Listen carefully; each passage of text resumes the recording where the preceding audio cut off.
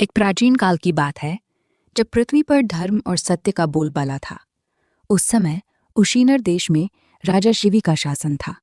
राजा शिवी चंद्रवंशी वंश के थे और उनकी कीर्ति चारों दिशाओं में फैली हुई थी। वे अत्यंत धर्मात्मा, दयालु, उदार और परोपकारी थे।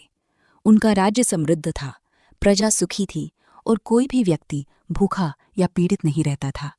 राजा शिवी का हृदय इतना विशाल था कि वे शरण में आए किसी भी प्राणी को कभी निराश नहीं करते थे। चाहे वो मनुष्य हो, पशु हो या पक्षी, सबकी रक्षा वे अपने प्राणों से भी अधिक करते थे। उनकी दानशीलता, न्यायप्रियता और शरणागत की रक्षा करने की प्रतिज्ञा स्वर्ग लोक तक पहुंच गई थी। स्वर्ग में देवराज इंद्र और अग्निदेव बैठे हुए थे। इंद्र ने अग्नि से कहा, सुनते हैं कि पृथ्वी पर राजा शिवी नाम का एक ऐसा राजा है जिसकी दयालुता और धर्मनिष्ठा की चर्चा हर जगह होती है। क्या ये सच है? क्या कोई मनुष्य इतना परोपकारी हो सकता है? अग्निदेव ने मुस्कुराते हुए कहा, हाँ देवराज, उनकी कीर्ति सत्य है, लेकिन सच्चाई की परीक्षा लेने से ही पता चलता है। चलिए हम उनकी परीक्षा लेते हैं। इंद्र और अग्नि ने योजना बनाई। अग्निदेव ने कबूतर का रूप धारण किया और इंद्र ने बाज का। दोनों पृथ्वी पर उतरे। एक दिन राजा शिवी अपनी राजसभा में बैठे थे। दरबार में मंत्री, सेनापति और प्रजाजन उपस्थित थे। अचानक आकाश से एक सफेद कबूतर तेजी से उड़ता हुआ आया और डरते कांपते राजा शिवी की गोद में जा गिरा। कबूतर राजा के वस्त्रों में छिप गया और कांपते हुए बोला, हे महाराज, मैं आपके राज्य का निवासी हूँ। एक भयंकर बाज मेरा पीछा कर रहा है। वो मुझे मार डालना चाहता है।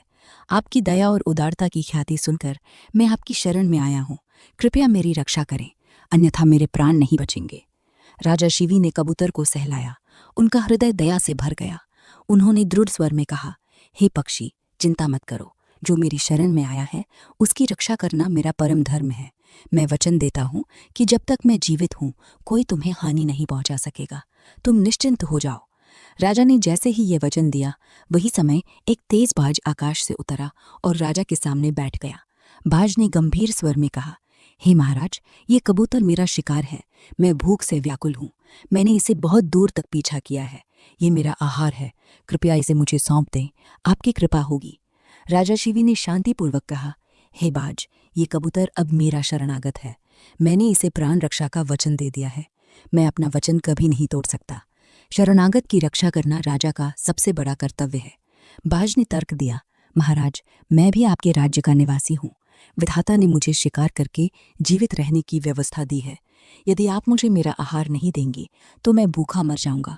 इससे आपको पाप लगेगा। जो राजा अपनी प्रजा को कष्ट देता है या उसके आहार का हरण करता है, उस पर देवताओं की कृपा समाप्त हो जाती है।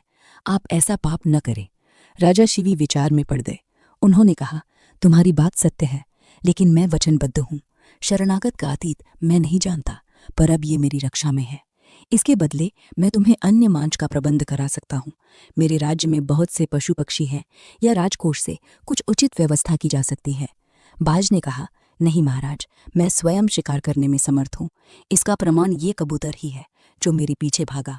यदि आप राजकोष से भोजन देंगे तो प्रजा पर बोझ बढ़ेगा। जो राजा प्रजा को आलसी बनाता है वो न्यायप्रिय नहीं कहला सकता। राजकोष प्रजा की संपत्ति है, आपकी व्यक्तिगत नहीं। राजा शिवी बाज के तर्कों से प्रभावित हुए। वे निरुत्तर हो गए। उन्होंने कहा, हे बाज, बताओ मैं क्या करूं कि दोनों का कल्याण हो।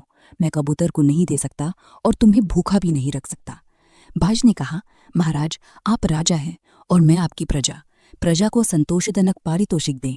हर प्राणी को सबसे प्रिय अपना शरीर ही होता है। यदि आप कबूतर के बदले अपने शरीर से उतना ही मांस काटकर मुझे दे दें जितना इस कबूतर का वजन है, तो मैं संतुष्ट हो जाऊंगा। राजा शिवी ने बिना किसी हिचकिचाहट के कहा, बहुत अच्छा, मैं तैयार हूँ। मेरे शरीर का मांस काटकर तुम्हें दे दूंगा। इससे कबूतर की रक्षा भी हो जाएगी और तुम्हारा भी पेट भरेगा।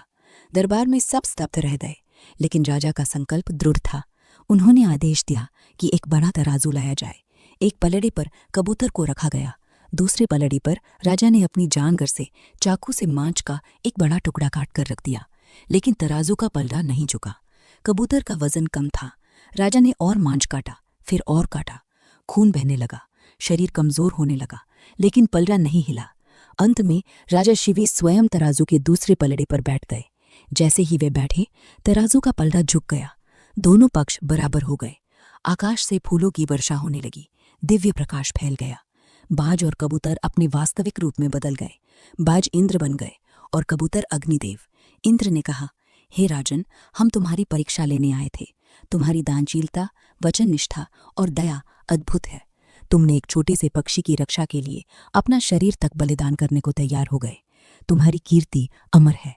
अग्निदेव ने कहा, मेरी प्रचंड अग्नि कभी तुम्हें नहीं जलाएगी, न ही तुम्हारा अहित करेगी। इंद्र ने राजा के शरीर को पहले जैसा सुंदर और स्वस्थ कर दिया। दोनों देवताओं ने राजा शिवी को वरदान दिए और स्वर्ग लौट गए। राजा शिवी की ये कथा आज भी सुनी जाती है। ये बताती है कि सच्चा धर्म वचन का पालन करना, शरणागत की रक्षा करना और दूसरों के लिए स्वयं को समर्पित करना है।